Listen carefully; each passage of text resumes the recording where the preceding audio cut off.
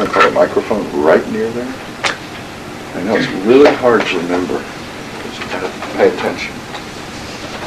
We'll pretend like we're conscious people here. Remember. So how'd the experimenting go this week? Observe anything? I observed a relationship with the not-I's and the DBUs, that a lot of the complaining and sticking up for rights was around pain and wanting pleasure, and pretty much pleasure and pain. And a lot of the, almost all of 5 was around disapproval. Those were some of the relationships that I saw with the DBUs. I wouldn't take that too seriously. Yeah. I mean, it may well be true in that particular setup, not eyes, but I don't know one can generalize that way. Okay. I mean, are you saying that you never once complained because someone disapproved of you? No, because that would happen. So it's a as well. real vague generalization, isn't it? Yeah. So now if I start taking it seriously, then I might come to conclusions that are absolutely true because they're exceptions. Right. So it's not a theory. It's a generalization. Okay. Okay? A theory is something that can explain all observed facts, not just some. Okay. Okay? Okay. There is a microphone there. I hope no one listens to this particular tape with earphones on.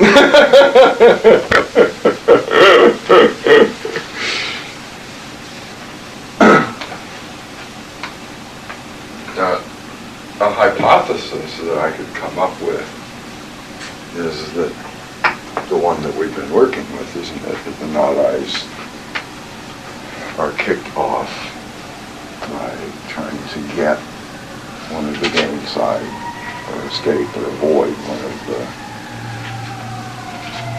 escape side. I mean, that's something that I can say that I cannot find an exception to. Right. What good is a theory that has exceptions? Right. What does it explain? What can I do with it? What if I try to do something with it? Oh yeah, that's even worse. Okay.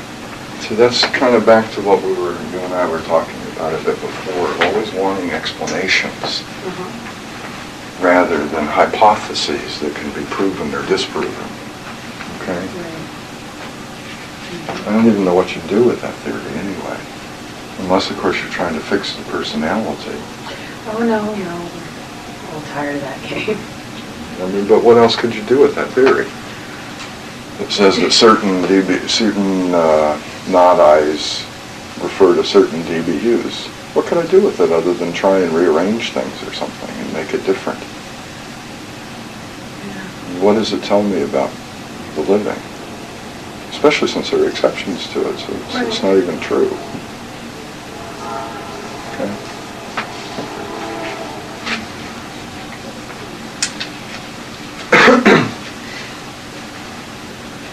I think something that would be very interesting to see for self is this idea that we've been looking at, that maybe the not-I's are always kicked off by an attempt to gain pleasure on one level or another, or to escape or avoid pain, I see.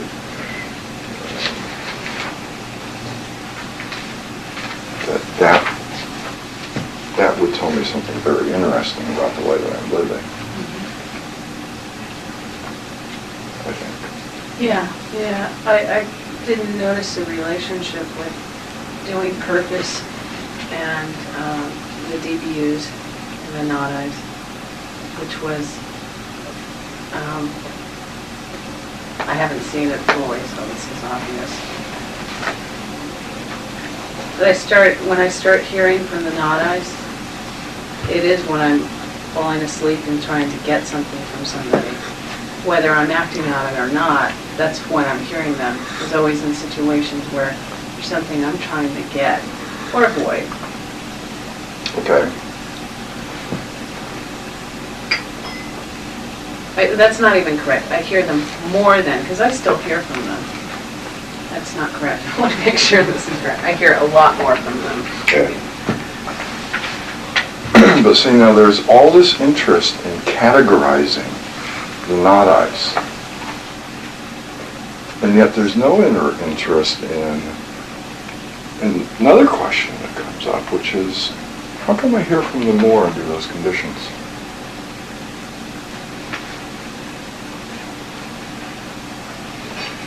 Now that question never even occurs. Isn't that odd? The kind of meaningless question comes up. I can only assume that that question was attempted to be answered by some belief that if I knew how they were categorized, I could change it. And maybe it's just me, but I can't see any other reason for even asking that question. But there's not a lot of interest in what's different about these two situations when I hear from them a lot and I hear from them a little. And personally, that would kind of grab the attention. Well, this is interesting.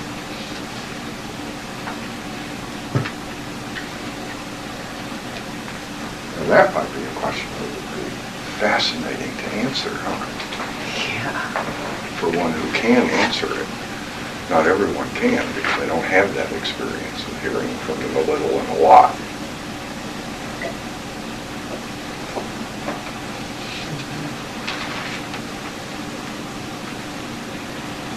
Any other observations? Yes? Yeah, in accord with the not-I's getting kicked off about getting, I observed that actually when 1 through 6 came up, the first part of it was, it's important that I get my way now. And the important in terms of the feeling, what was being described, was I'm going to die if this doesn't happen. That's what the word important means. And so... Now wait, you can finish that, but that's what the word important means. Important says this is a matter of life and death. They didn't smile at me. I'm going to die if I don't get them to smile at me. That's what important says. That's what the word means, okay? I guess we haven't made that clear. That's what important means.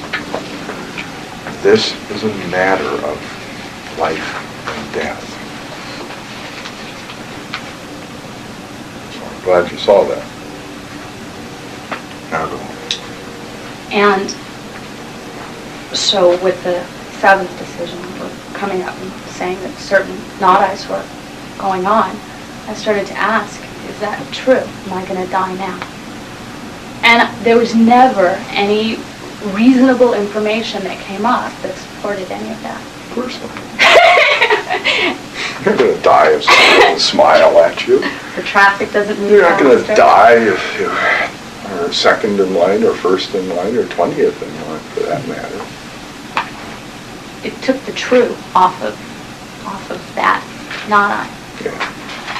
So that was really nice to see. It's always the suggestion, isn't it? If you don't get this now or escape this now, you will die. And all the urgency that goes with fearing for your life comes up because you're sitting in traffic now. And you're going to be 5 minutes late.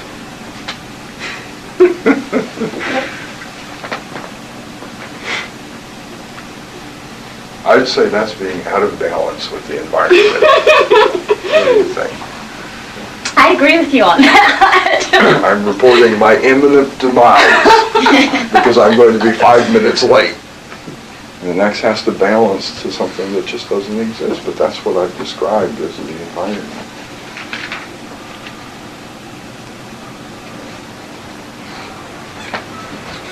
Anything else? Yes? Well, what happened last week during classes, a decision got made with a lot of feeling that I wanted to be awake.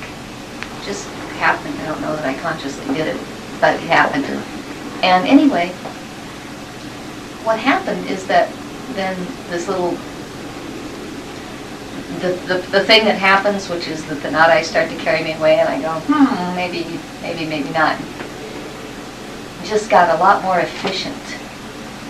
And so I started, I saw something that was really valuable to me, which is, and something I've been consciously trying to figure out and not getting anywhere with, which is, why does Laura spend so much time looking at the faults of everyone and everything and enumerating them in great detail? Why does this happen? I don't even like hearing it, but I hear it all the time. And the reason was that Laura is addicted to the pleasure of feeling superior. And I guess this is probably obvious to everyone in the world but me, but I had not been able to figure out what is it, why won't this go away? And I hadn't been able to make it go away for sure. Anyway, so I saw that just because of looking more closely, which followed upon the decision that I really wanted to be awake. And the looking, anyway, so I saw that. That was of some value. Some value. That was of a lot of value. That's one of the nicest things I've heard in a long time, Laura. That was a very large amount of value. Yeah, that's great. And anyway, that's about all I did all week, is I just kind of relied upon that decision. I didn't really set out to work or write or anything. Okay. And it kind of just did its little job most of the time. Good. Now let's see if we can remember that. Because we all know that one of the hardest things to do is to remember something for very long. The attention just wants to get drawn away towards other things. So if I see the value of that, let's see if I can actually make an intentional effort to keep the attention on that. Okay. Now, that is this discovery about how the not-I's work, or the decision that was made, okay. Because that's okay. what allows all this other weird stuff to happen, is that everything comes up along with that seventh decision. And it makes it more clear that these other things are false, because I have an aim for the life now. And that is not taking me where I want to go. I can see so much, that's what you just described. I see so much more clearly then, right? Yeah. I have an aim for this life. And this is not taking me there. Oh, another thing that happened is when things came up where I was really tempted to just forget and just run down the road there. When I looked at it in the light of that decision, it gave me an easier... Before I was struggling with this, it's just kind of an unequal struggle. Yeah. It's like they're winning, Yeah. And then when I had a purpose of staying awake, then it was worth putting the effort into this. And also then it just, something automatically just shifts, where getting your way is not so important.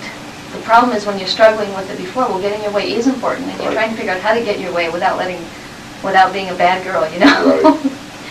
And so this shift happens. Or at least without anybody telling you you're a bad girl, right? No, I'm trying to simultaneously get my way and do the work. Right. And that's the thing. It's like, well, I really want to do the work, but it's really important that I get my way right now. Right. And so when I remembered this, when I had this purpose, then it was more important than getting my way right now, no matter how important that was to me. Right. It just became prefer more. to use the word value. Yeah. Right. But there is a fact about it. That seventh decision has a tremendous urgency to it. Okay? It's not importance. The difference is, in urgency, there is a real thing going on. Okay? Importance says that this thing that really will not kill me is being seen as something that will kill me. Urgency is the house is burning down. Get out. Okay? Now that's not the same thing as making it important to get out. Right. It's having a sense of urgency. And without that sense of urgency, we can't do anything. It's very easy to just lapse back into, I've got 58 years left to do this. Yeah, Except why am I maybe I doing don't. this? This is such hard work. Right. Why exactly am I struggling like this? Exactly. So that's the thing. I was hoping some people would have noticed the seventh decision as they watch these little knot eyes and see exactly this. Okay? And if you do see it, make an effort to keep the attention there. You know, the attention wants to get distracted by all sorts of other things. And like anything else, the longer we do something, the harder it is to keep paying attention to it. And that's just the way humans are made. That's the way conditioning works. The longer you do it, the easier it is to do it without attention. It becomes a habit. So after a while, we do have to work a bit to keep the attention on that. But if I see the value of it pretty much the way you described it, it becomes worth the effort to keep the attention on that, which I can do. That's one thing that I can do, isn't it? Is put the attention on anything I want. There's really nothing anyone can do about that. That's one of those things I have as a right, once I catch on to that fact. You can try to distract all you like, but if I want to put the attention on something, that's what I'm going to do. There's nothing you can do about it. Okay. Except maybe threaten the life. That'll get the attention pretty fast. Other than that, forget it.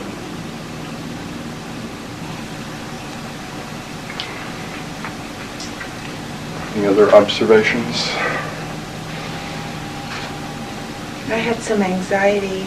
I had an appointment and I was looking forward to having this appointment, and it didn't happen. And I had a great deal of anxiety over it, and I noticed a lot of knot eyes in this anxiety, and one of them was that this person who was hanging me up on my appointment didn't value me. And it didn't resolve anything that I noticed it. It just was that I did notice, and I sort of enumerated the number 6 knot eye, that they were deliberately trying to hurt me, maybe. But then I saw that maybe some criticism was in there, and it seemed like everything, all the knot eyes were connected with this one concept that this person was deliberately hurting me. And so, anyway, it only went away when I finally did get my appointment. But at least I noticed something, so. Yeah. I notice that I'm totally at the mercy of what happens to me. That's my way of living right now puts me totally at the whim of circumstances. My life is at the whim of circumstances. Then if I see that, I may make a 7th decision. I don't want to live this way anymore. This is the way I live. It Could you sucks. describe the 7th decision for me? I'm sorry. I'm blocking it out or something. Well, it's different for everybody. You just heard what she said. What did she say? That she wanted to be alive. Awake. Awake, excuse me. Alive. Same, it's just the word I use. Yeah. The words are different for different people depending on what concept they can value. Okay? It depends on what you can value that is something a little bit more real than all these weird emergencies the knot eyes are constantly manufacturing because you didn't get some pleasure or you didn't avoid some pain. Okay? But some decision that says, I don't want to go on living this way anymore. I want to live some other way. I want to be real. I want to live all the time, in every moment. I want to be awake. That's fine. Whatever it is for you. But the point is, if I see the way I am living, which most of us don't, we're so busy covering it up, that we never see it. And the work and the teaching ideas come along and paint this really clear picture that is really hard to ignore. And it gives you kind of a yucky feeling inside. This is my life, and I don't like it like this. Hoping that you'll make a new decision for your life.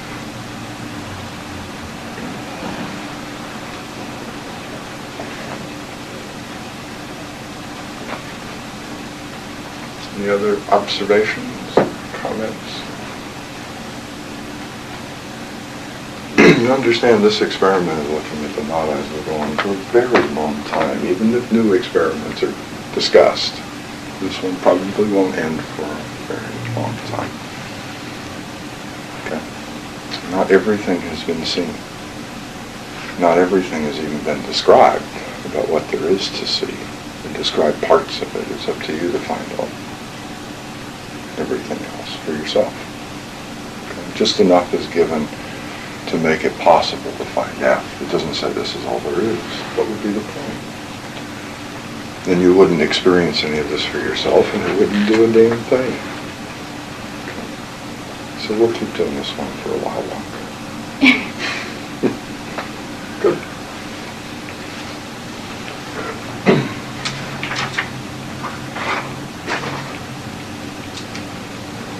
Okay, I want to go back to these little things that we've been looking at. Say, the creation is not complete or finished. It's in process. But I am incomplete.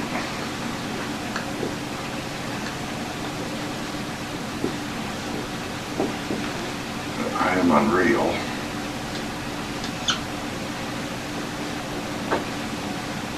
And that mankind is incomplete.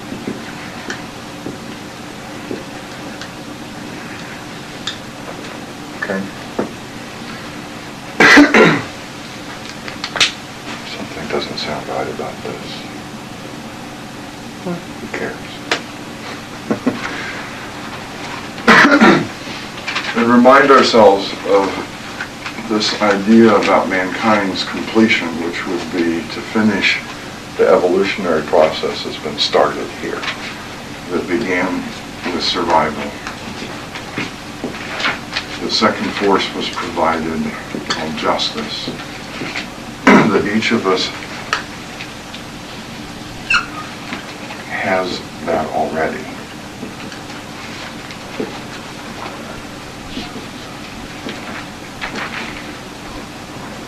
We have the way of survival, and we have the way of justice. And it is all working to bring about the purpose of living that says, I should be non-disturbed all the time. I should have pleasure all the time and never have pain.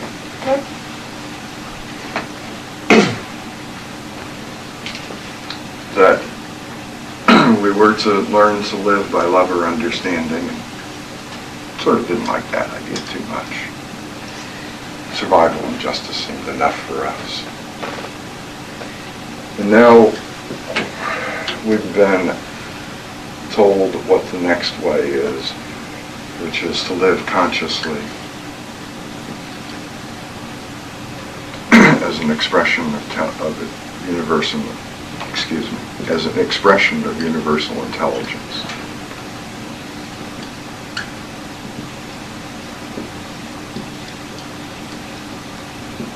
And that we are asked, not told, because we're all free to do anything we want. It doesn't matter who's doing the asking. You are free to do anything you want while you're here. But we have been asked to begin to build a world that is based on this forte idea. To build a place where it would seem reasonable for everyone to live as a conscious expression of universal intelligence. We're not being asked to build a world where everyone loves each other and understands each other anymore. We were already asked that, and as proof of the pudding that says you don't have to, we chose not to.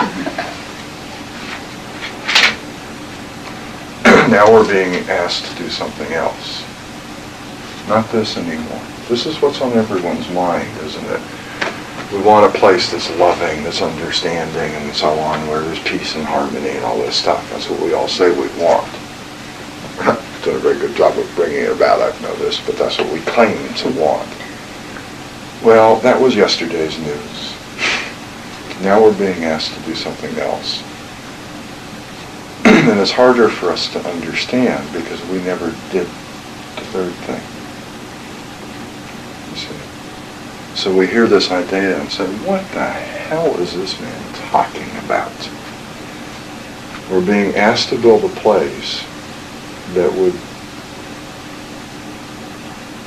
be for all to live as conscious expressions of intelligence. Where it's not me being loving and understanding anymore, me providing justice or me surviving. It is this whole being, where this separation between all these parts. There's a lot of times when I talk about this, I mention that really there's no way to separate these four things. They're all one being. The X, the awareness function, the physical body, what I do, are really all one thing. You can't like rip the awareness out of the body and say it's still a human being anymore, can you? Just as when life, X, leaves the body, it's not a human being anymore. They're all one thing. And what we're being asked to do now is to build a world that knows that looks at every human being as the whole, no longer in terms of these little parts. Where there is a planet full of people who are all X incarnate, spirit incarnate, expressing itself as an individual. In other words, we're not being told we're going to lose our individuality, but that we're to learn to be the awareness function in such a way that it's X that's expressing through the individual vehicle of the awareness function. And that we start learning to play games with each other that are based on this idea, not these two ideas as we have now. And all the games that we play are about survival and justice, aren't they?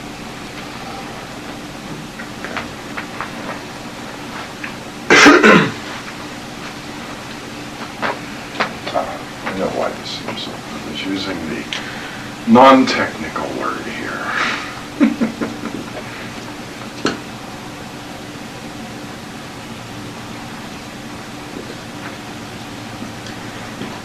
So we're looking at four ideas in this little thing that says the creation is not complete and mankind has not yet been created.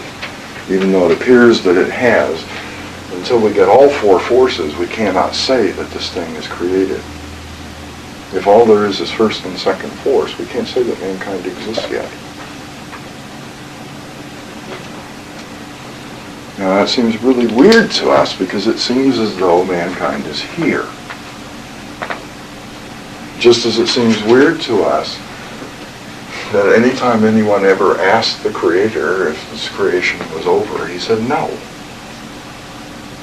And people have asked it over and over again because it's like, well, I don't get it, it's here. What do you mean it's not done yet?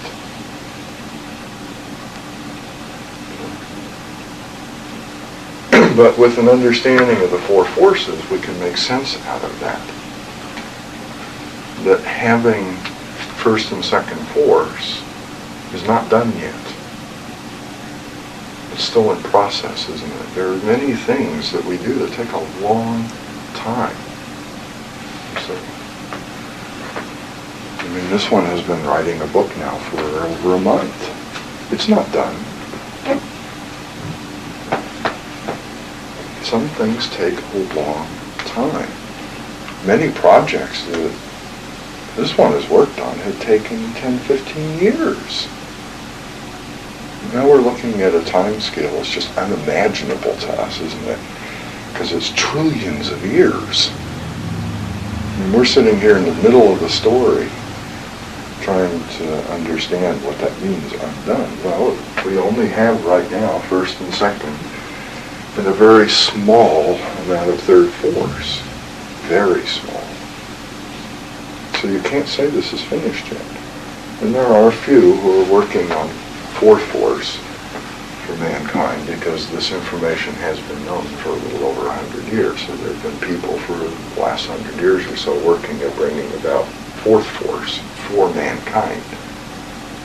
Okay? Each of us does the exact same thing inside. We have the first two, survival and justice. That's been provided because all of mankind did that, at least. When somebody came along and said, live by justice, thank goodness they accepted that.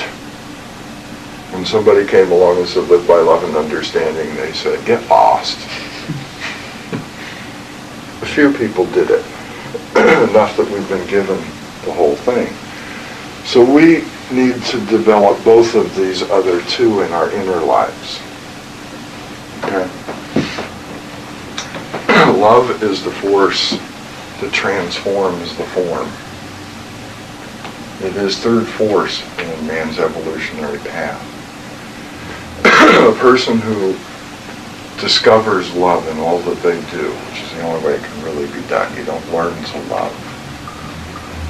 You don't take it on as a behavior, in other words. You find it everywhere you look. So only one who begins to learn to look, to see, can ever learn to love, because they find it. It's already here. And this force transforms the form into something new. It's called growing a soul. We come here unfinished, uncreated, incomplete. And we could grow and develop as we're here. If we learn to get involved with this part of the evolutionary process, we grow a soul, which is to create a new form, a new body. And that new body can then be about this fourth thing, which is to express intelligence, acts, and all that it does. This person who only has survival and justice simply cannot do that. And we talked a little bit about how the one that can begin to grow into a place where love and understanding can be seen in all things is someone who makes a new decision. That the simple decisions that are about survival and justice will never take us there. Okay. Now whether or not you ever do this fourth thing, like I said, that's totally up to you, but it might be interesting to see if one day we could make some sort of contribution, as well as anything else that we like to do, because there are no rules about this or any shoulds, but that one day we may want to make a contribution to the evolution of mankind as a whole. Okay? And only someone who has accomplished the first three can even begin to do that, really, all four.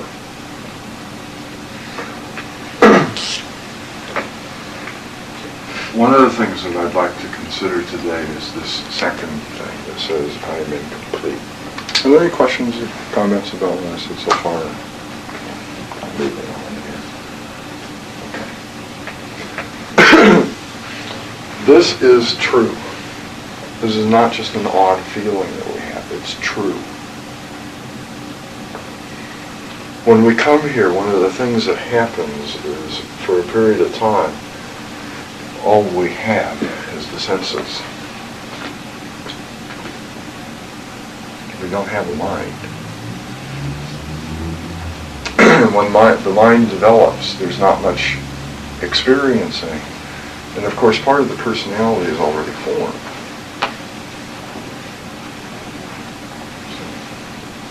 The part of the personality that says, if only I had my way all the time, I would be non-disturbed, is already sitting there when the mind is formed. So the rest of the personality goes along with this purpose. It doesn't question that purpose. We don't have the experience or understanding to. So the rest of the personality, even when we theoretically could be less distracted by the senses, continues forming along the same path that was already started, so that by the time you're very young, somewhere around the age of 5 or 6, the personality is formed. All it does from that moment on is grow along the same lines that it's always been. So this person stays an infant for the rest of their life. They never grow beyond the stage of infancy. because the personality is never questioned. So it just continues to grow along the same path that it's always taken. So the awareness's function is sitting here, and the senses are so distracting that this subtle thing that goes on between the awareness and X is just not experienced. I am incomplete. I'm a function of something I know nothing about. And can you understand that something that's a function of something else would feel incomplete? Can you imagine velocity without a vehicle?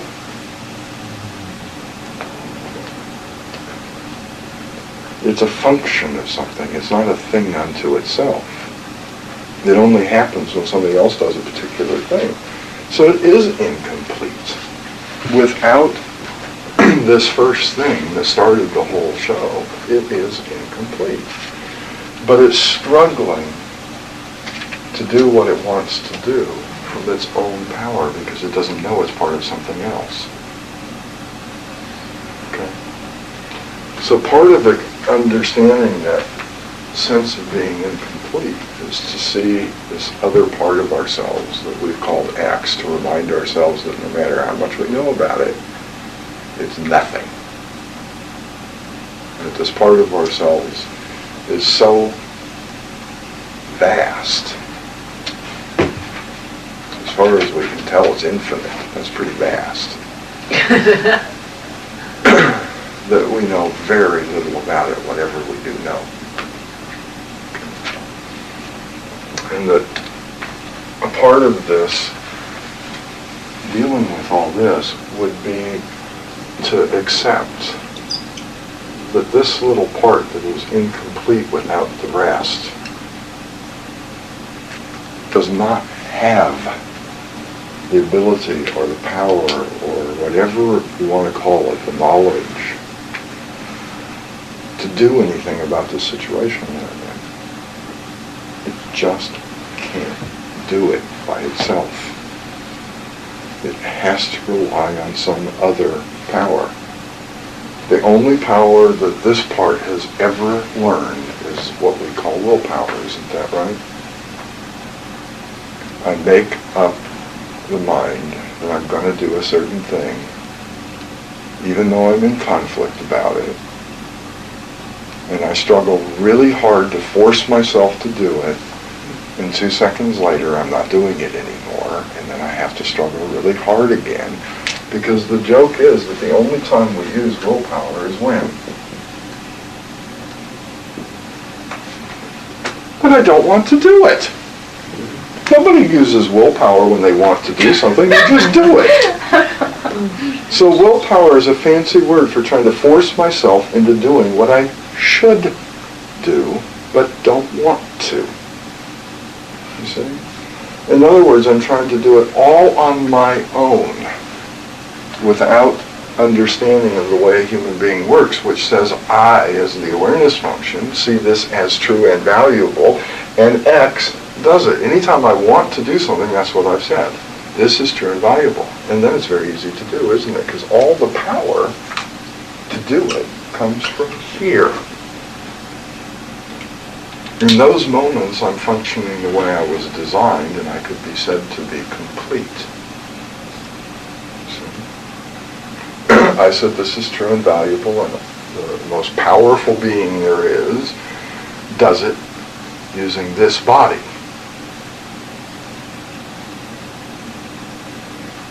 Anytime I'm using willpower, I abandon all real power and try to do it on my own by playing a trick in the mind that says, can I somehow see this as true and valuable even though I don't buy it for a second? See, that's what willpower is, trying to trick myself temporarily into believing that something is valuable or true, depending on which one I don't see, so that I can report it to X and get it done. And I can do that for a few brief moments, and then I don't see it as true and valuable anymore, and I have to trick myself again. It doesn't work. Or we try hypnosis. Of course, we don't call it that. We call it affirmations. But it's just self-hypnosis, isn't it? Maybe if I repeat this enough, I'll believe it. It's the same thing. Nobody tells affirmations about something they believe. So if you're repeating over and over to yourself that you're getting better and better every day, then you think you're falling apart, or you wouldn't be saying that. There'd be no point. If you say you're the wisest, handsomest, most wonderful person on planet Earth over and over again, then obviously you think you're putrid. Or you wouldn't be saying that. You'd just be out being wise and handsome, whatever. But we figure that with enough hypnosis, we'll buy the suggestion and see it as true and valuable. And it does work occasionally, doesn't it? Sometimes you can get yourself into a little state of hypnosis where temporarily you believe it's true and valuable and X acts on it, and that works for a short period of time, and then you kind of say, but I'm not getting better. You don't buy that suggestion anymore. One of these guys comes up and says, that's not true. We buy that suggestion. So then we got to go and work really hard at doing everything from our own power again. I really don't have any power. Okay? This is not where power lies, is in the awareness function. All the power to do lies in this other part that is more or less unknown to me.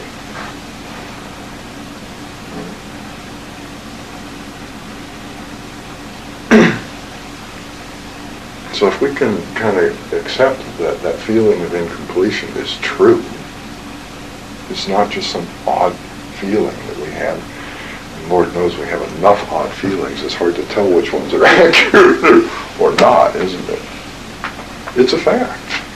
I'm incomplete as long as I'm not with this part of self, consciously, with awareness, which is the only way that the awareness can be with anything. Otherwise, it's in a dream. It's imagining it's with something. It's not the same thing as being with it, is it? Okay. So there's no point in us trying to do anything about all these descriptions that we're getting that says this is the way we're living. You can't. There is nothing you can do. Okay? If you try to do it from in here. The only thing that you can do is to work with the one who can. Now I'm telling all of this because I want you to understand that doing anything about this starts with a very simple statement that maybe I could learn to make real. And it says, I am free to experience whatever arises in the self, because I have absolutely no control over what will come from the self. It was planted a long time ago. Today, all I do is get the fruits of those labors. I cannot stop it from making suggestions. You understand? There's just no way I can do that. There's no amount of willpower that I can use to stop the self from making suggestions. So all ability to do something about the situation that we're in comes from the freedom to experience whatever may arise from within the self, whatever it is. Whether it be thoughts of revenge and wanting to torture the hell out of somebody because they mistreated me, whether it be trying really hard to let somebody wipe their feet all over me so that they'll finally think I'm not threatening enough to stop disturbing me. Whatever it is that comes up within the self, I am free to experience it. In that freedom lies the ability to say this is true. Isn't that right? If I'm not free to experience it, I can't even admit it's there, can I? I can't even see it as the awareness function as true. This can't be true about me. I don't want power. I don't want people's attention all the time. I just can't see this.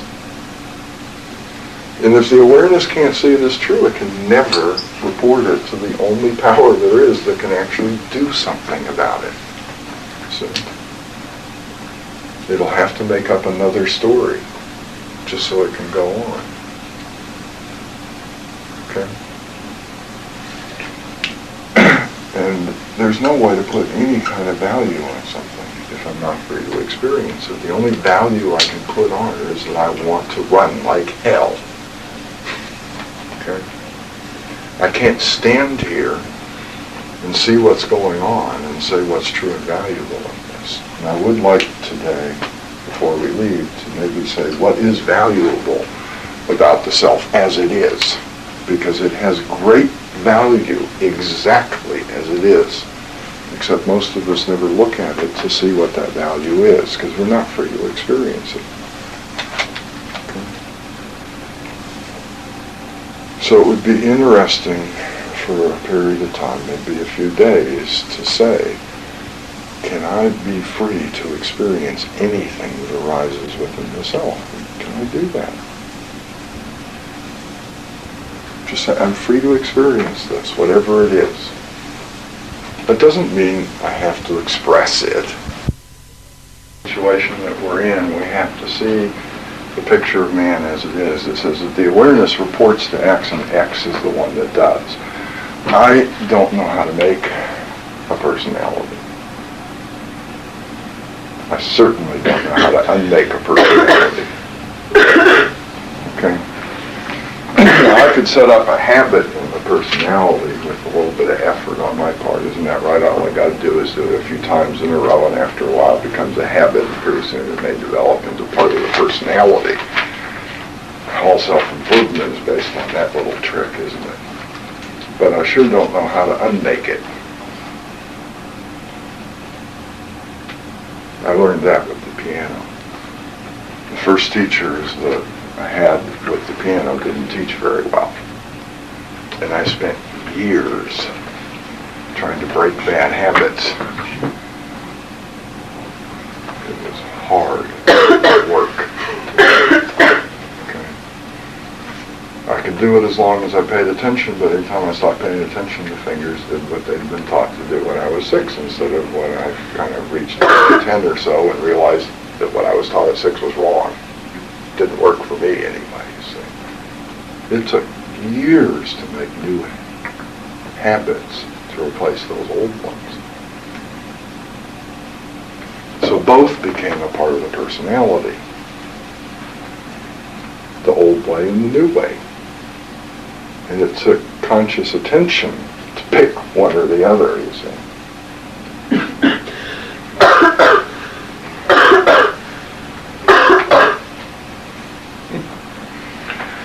So what we're trying to say here is that the way things work is for the awareness to start doing its job.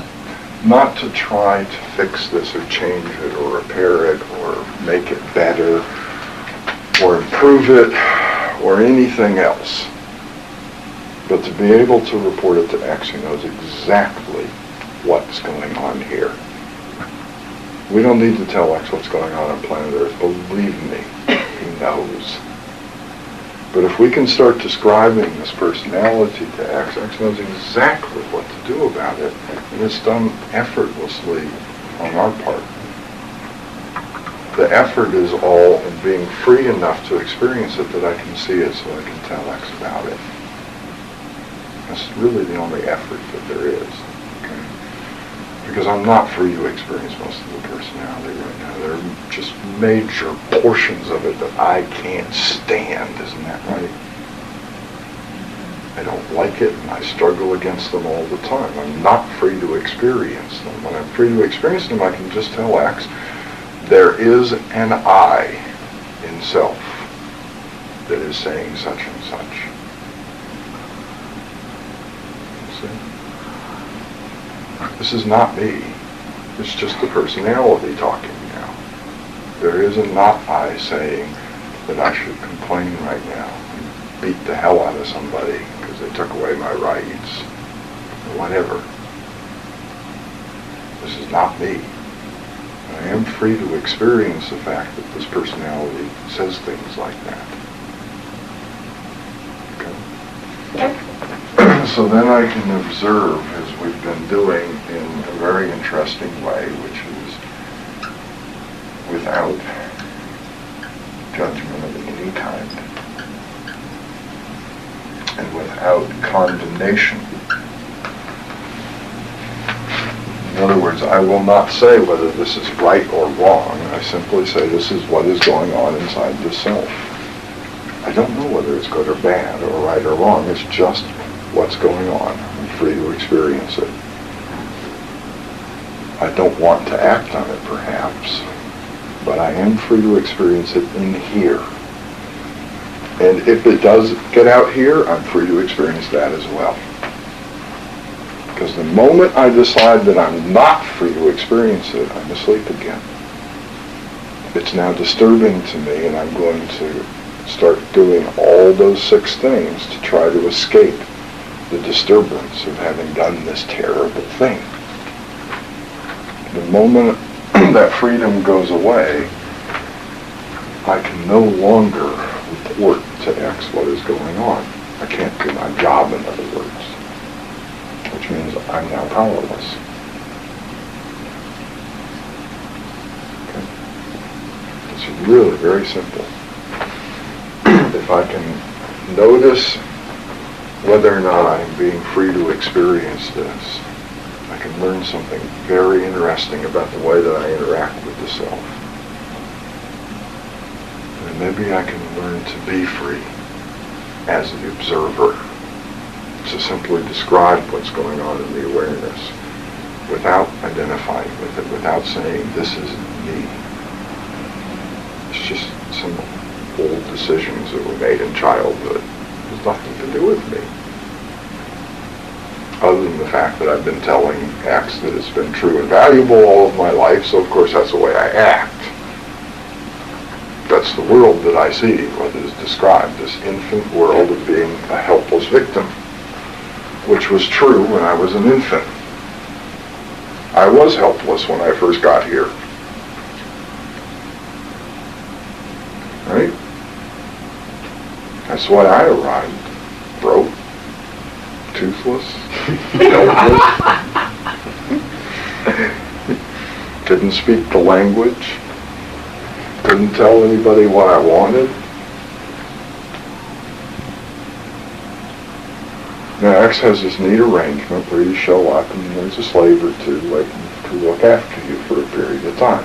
Pretty neat arrangement for somebody who's helpless, isn't that right? Sometimes they even stick around. And we're still describing the world to X that way, as though I were helpless, as though I were the victim of powerful forces that I cannot control. Because that's the way the personality formed. Everything in the personality is an attempt to defend me against powerful, uncontrollable forces. You see that? Every one of those decisions, that's their purpose, is to put up a defense between me and this terrible world that I cannot control. Except, I'm not exactly 2 years old anymore. I don't need a defense anymore. Okay? I had people poke guns in my face, and I didn't need a defense against that. I'm not a 2-year-old anymore that's helpless when somebody does something like that. There are all sorts of odd things that I can do, even with a gun stuck in my gut. Okay. I mean, for one thing, I figure I'm smarter than anybody who's stupid enough to stick a gun in my gut. They may have some power there in that little gun, but they're stupid. I'm not. I'm really good at talking my way out of just about anything. I'm not powerless anymore. But that's the way we describe our world to X all the time, because that's what this personality was formed to do. Defend me from a terrible, powerful world against which I'm helpless. One side says you do it by being threatening yourself, and scaring the world away from you. And the other side says you do it by doing as you're told, and then you won't be hurt. Now maybe that works for a kid. It doesn't work for me anymore. I don't want to do either one of those things. I don't want to threaten you, and I ain't going to do what you tell me to. I can almost guarantee you that. I'm a stubborn coot. I don't like being told what to do. I especially don't like being told how to do it. I'll maybe take what occasionally, but don't tell me how. Okay? So we'll just start doing our job. Be free to experience whatever arises and describe it to X, who knows exactly what to do about it, and we'll just describe the next little thing. Now I'm starting to grow up and say, I may not have power, but I am part of a whole that has all the power there is. He created this whole show. What can't it do? It's the most intelligent being there is. What can it do? What can it understand? All I've got to do is just report what's going on, and this incredibly intelligent being will do something to take care of it, which I may even, at the time, not understand, and I don't care. I think it's fun sometimes to watch. How's it going to deal with that one? So I'll be free to experience. That means no judging, no condemning, no trying to fix it, no trying to change it. None of those things. Whatever it is, that's what it is. Okay?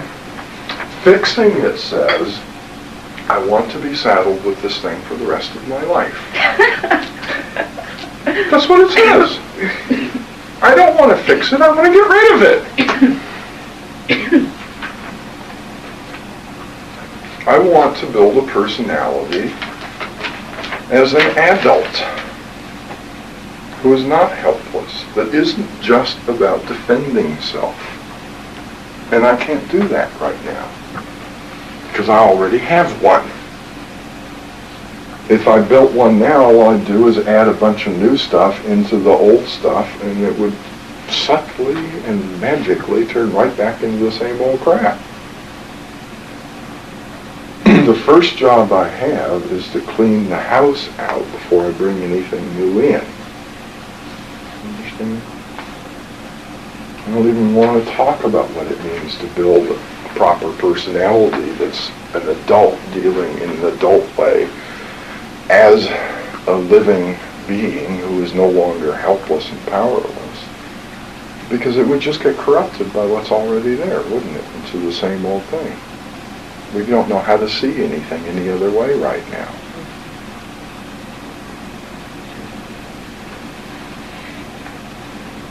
I mean, our first thought when somebody sticks a gun in our belly is to beat them up or to ingratiate ourselves with them, isn't it? To play the game of survival or justice.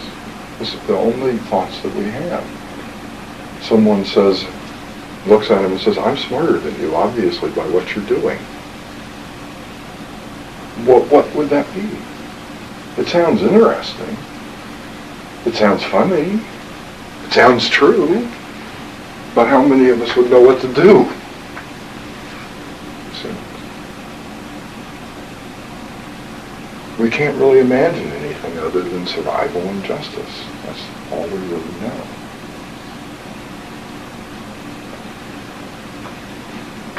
So first let's work at clearing out what's already there before we start saying we're going to put something new in. I don't think you can add anything new right now. I think anything that you come up with that you'll think is new, if you really consider it, is one of these already. Okay? Because all this is built on a purpose. It says, I am helpless, and I must get from outside of me what will make life worth living. And an adult says, I already have everything that I need. My life is about expressing what's inside of me. So our whole perception is about drawing something from the outside in. When this being has been set up to express from the inside out. So we're working against our very design,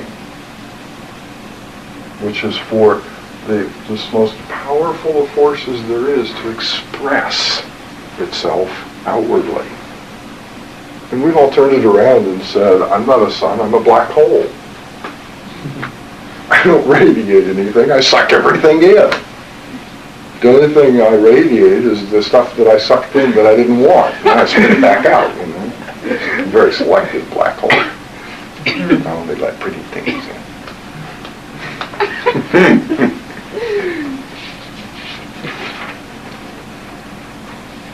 So an adult personality might be about expressing this individuality that is I. Not about trying to get anything from anyone or anything. So we really can't even imagine what that would be like right now. Our whole way of looking at the world is kind of turned around from the way we were actually designed. Because we do spend a short period of time being helpless. Not able to do a very good job of expressing that.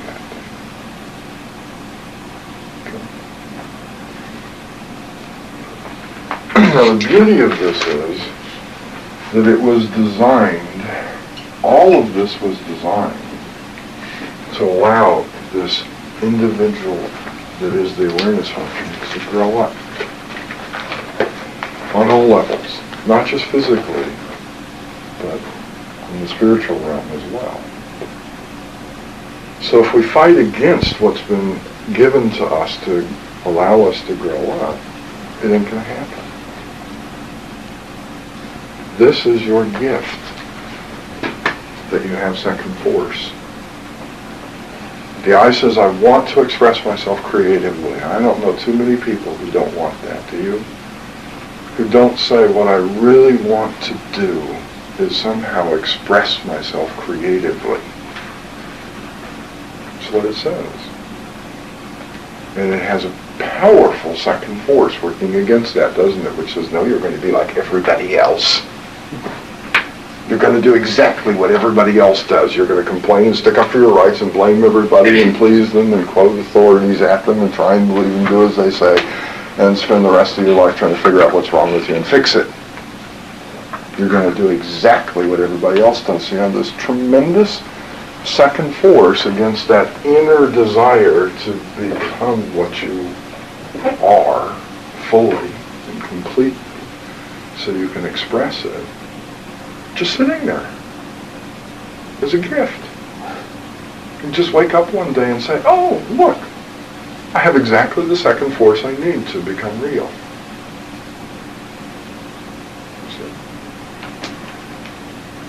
If we don't fight against it.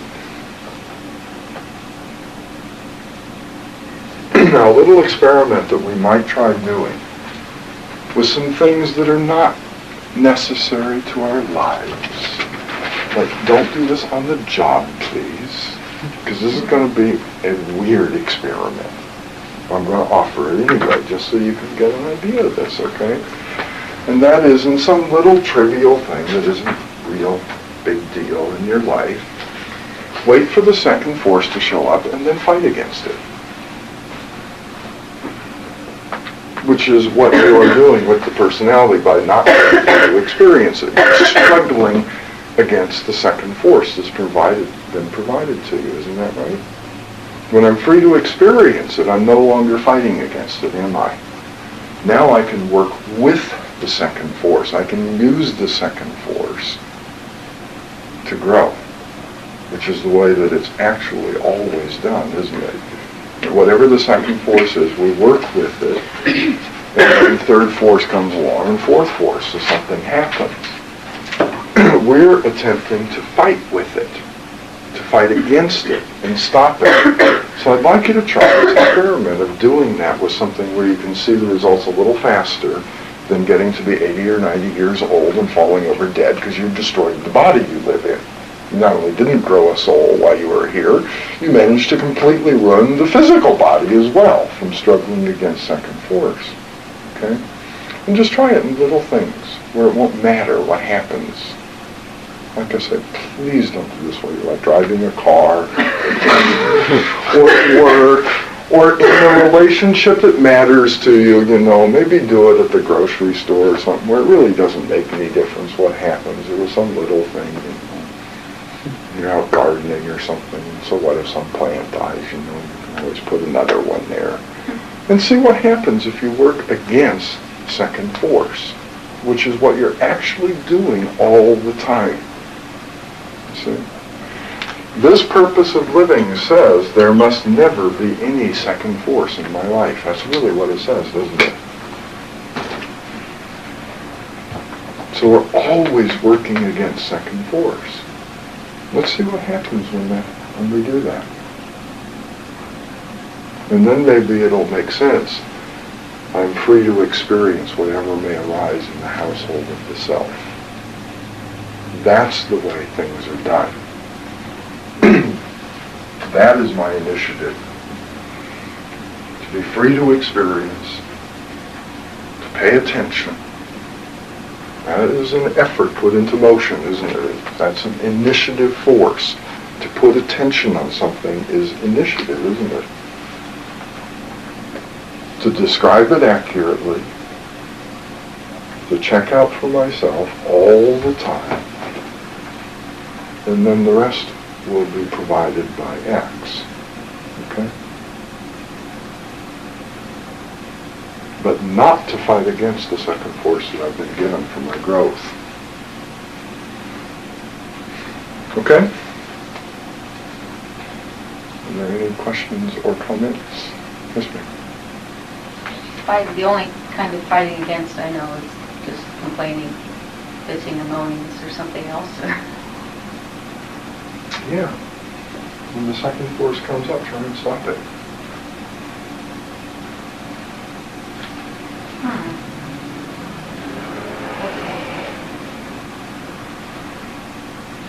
I'll tell you a story. This is a true story. It's a very odd story, but it kind of illustrates this, okay? I had a friend many years ago who was really into organic gardening. Okay, that was his trip. He didn't want no chemicals nowhere near his garden. Okay, I guess manure doesn't count as a chemical. At any rate, it was all organic, whatever the hell that means. And one year, and of course, you know, true organic gardeners all know that the only reason the bugs attack a plant is because the plant is weak, or actually already dying. Now, isn't that odd that we've noticed that about plants, but we don't know it about human beings? Anyway. It's true. That's a tenet of organic gardening, because it's been discovered over years of taking care of plants that bugs basically attack weak plants. They may munch occasionally on a healthy one, but the healthy one has defenses against them. And, you know, this planet has an ecology here, or else it wouldn't exist. The bugs could just eat any old damn thing anytime they wanted, and we wouldn't have plants. We'd have bugs. We were all dead, because there's no more plants to eat. So at any rate, he had this onslaught of those little white flies, you know, that like to master tomato plants and other odd little things.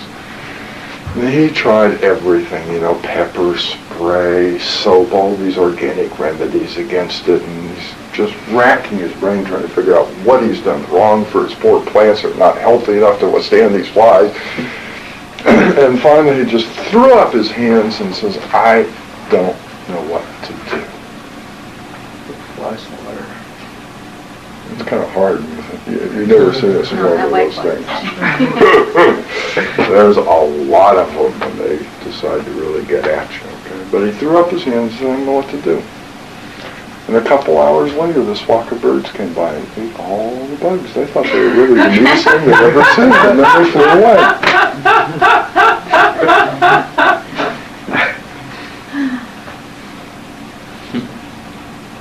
So does that maybe give you an idea about struggling in the second force?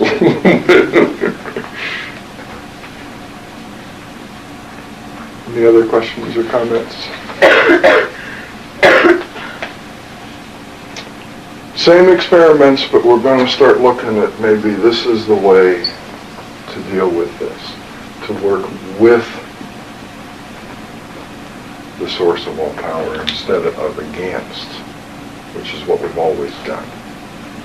Okay? We'll try a little experiment to see what happens when you resist second force. I'll remind you just that there are basically three kinds of second force. There is active second force. Now this would probably be one of the easiest ones to work with, wouldn't it? In the story that we're talking about, those little buggies were active second force, weren't they? I mean, that was another living being working very hard to undo what that person was doing, which was to garden organically. And these little things came along and said, I don't want you to. Or if you do, I'm going to eat all your plants. It's called active second force, isn't it? And there's passive second force. And then there's what we call contrived. Right? And passive second force tends to be like natural events. Sort of things that I just have absolutely no control over, that just happen. Snowstorms, rainstorms, traffic. They're not out to get me. They're just sort of these uncontrollable events that come into our lives. Especially passive second force can always be worked with. That's where all growth and development comes from, is from working with passive or natural second force. Active second force is more difficult, but it can be worked with. That's a place where I could find it perhaps interesting to actually start resisting the second force. See what happens. With active? Hmm? With active, right? Yeah, I think it was. So, it's kind of hard to resist traffic or something. Get out there and fight with all the other drivers, I guess. You could do that.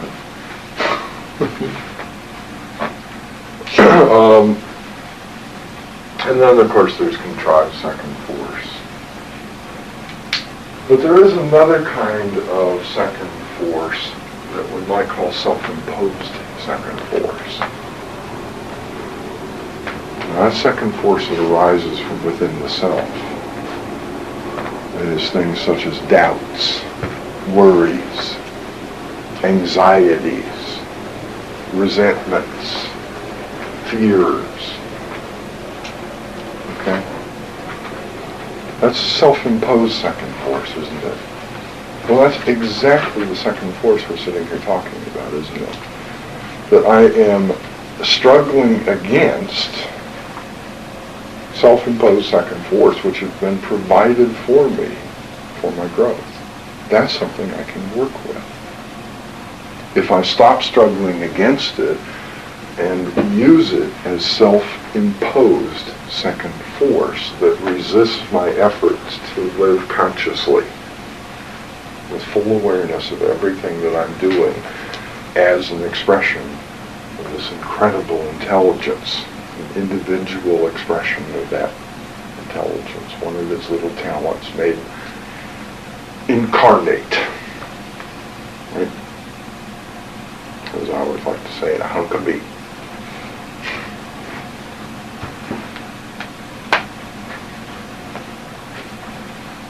And then there's contrived second force, which is made up by other people for no apparent reason. I have no idea why we have done that. Its only effort is to stop everybody, I think, from having a good time while they're here. I think that's the only purpose for contrived second force, is how much can we do to make sure that nobody ever has a good time while they're here. And so people make up all sorts of contrived second force, stupid little rules. You have to do it this way, right? After all, there's one person who might take advantage of the situation, so you all have to be upset over it. Right? And that happened when we went to the airport to pick up somebody. I said, this way shorter, let's go out this way. And this little person said, you can't go out this way, you can only go in this way, because people steal bags and we don't have anybody to check our bags here, so you have to go all the way over there and stand in line so they check their bags. That's contrived second force, isn't it? It is not worth even working with it. It's just not worth it. Now, the fact of the matter is that all contrived second force comes from what we call society. And if you choose, you can leave society and never have to deal with it again. That is one choice that you could make about contrived second force, is just split and never deal with it again. There's, of course, a catch to that decision. And that is that if you ever want to do anything, or you want to have anything, then you're going to deal with contrived second force.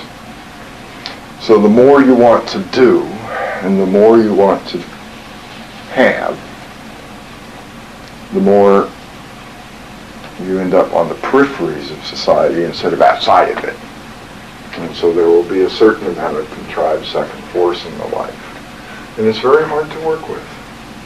Very, very hard. Joel is in the middle of dealing with contrived second force right now, isn't that right? And you didn't have to do that, did you? You could have just ignored society and what's going on and said, screw it. Let somebody else deal with this. You didn't have to. But the moment you made a decision that you wanted to do that certain thing, you're right back in the middle of society again and all of its stupid fucking rules. Isn't that right? You gotta get little pieces of paper signed that say this is okay to do, and you gotta have them all around with all the time, because this little guy with a uniform and a gun may come along and say you can't do this, and you gotta say, well, these pieces of paper say maybe I can. And why don't you guys go argue about it somewhere else? Is that right? Exactly. So the moment you say there are certain things that I might like to do or that I might like to have, you find yourself maybe back. But you can live on the peripheries. This may or may not make sense to you right now, but I'm telling you because someday it may make sense to you.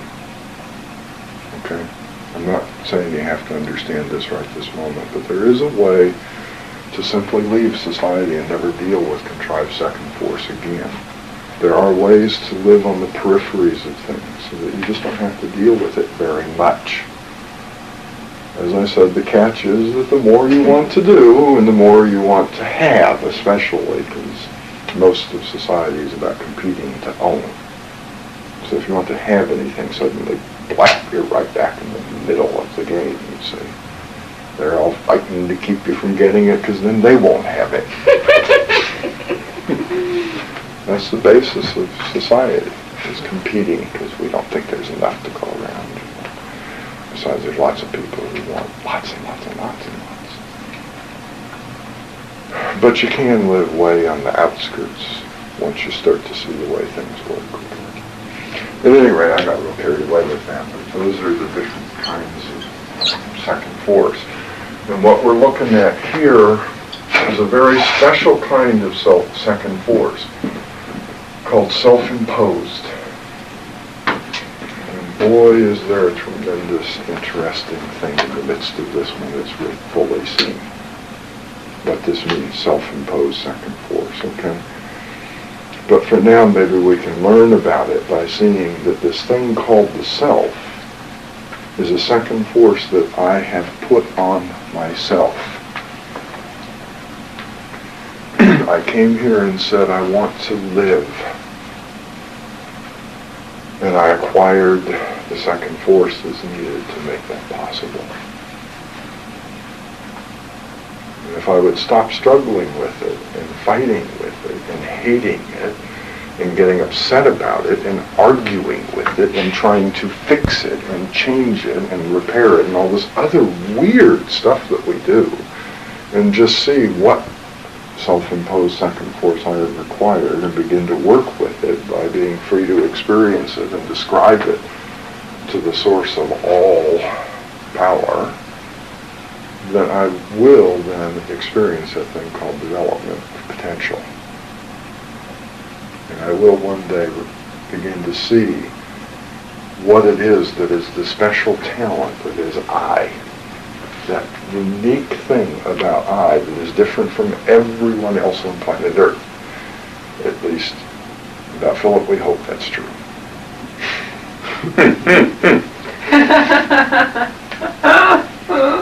Private joke, what can I say? Okay?